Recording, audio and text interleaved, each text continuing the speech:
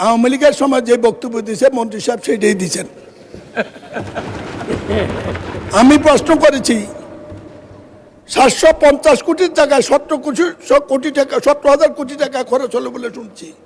Underpass কোথায় গেল, overpass কোথায় গেল, এবং অনুমোদিত ওভারপাসটি কেন হলো না? আরেকটি রাস্তা হলো এখানে ব্যারিকেড দিয়ে রাস্তা বন্ধ করে দিল কুত্তামার্কা নির্বাচনের সময় 14 সালে। 14 সাল থেকে এত লোক মারা গেল, একজন লোকও ক্ষতিপূরণ কেন কেন? মন্ত্রী মহোদয় বলছেন ওভারপাস হবে, এক্সপ্রেস হয়ে হবে, এই রবীন্দ্রসঙ্গীত বহু শুনেছি। মানুষ পেক আমাদেরকে শান্তি মনে মরতে দেন। ওনার প্রত্যেকটি কথা সরকার যা সচিবরা যা বলে দিয়েছে, ওই যারা টাকা লুণ্ঠন করেছে তারা শিখিয়ে দিয়েছে, সেটাই উনি বলেছেন। মাননীয় মন্ত্রী প্রশ্ন করেন, প্রশ্ন নাই কোনো?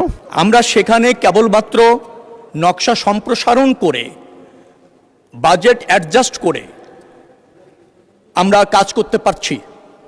আর এখন যে প্রকল্পটি নেওয়া হচ্ছে 10 লেন করবার ক্ষেত্রে ঢাকা চট্টগ্রাম মহাসড়ক, সেখানে কিন্তু ওই অঞ্চলের দুর্ঘটনা, ওই অঞ্চলে যানবাহন চলাচলের ক্ষেত্রে যে শৃঙ্খলা, যে ইন্টারসেকশনগুলি আছে, সেটা যাতে প্রচুর যানবাহনকে ম্যানেজ করতে সক্ষম হয়, যেহেতু পদুয়া বাজারের বেশ কিছু আপনার যুক্ত আছে ইন্টারসেকশন, সেটাকে পরিকল্পনা করে আগামী দিনে যে প্রকল্পটা যাচ্ছে সেখানে আছে।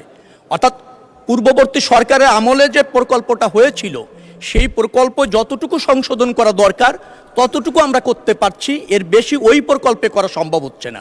সরকার নতুন এসেছে, নিশ্চয়ই মাননীয় সংসদ সদস্য তিনি আমাকে এই বিষয়ে জ্ঞাত করেছেন। আমি সেখানে সচিব এবং আমাদের সড়ক ও জনপথ অধিদপ্তরের দায়িত্বশীল কর্মকর্তাদের তাৎক্ষণিকভাবে পাঠিয়েছি।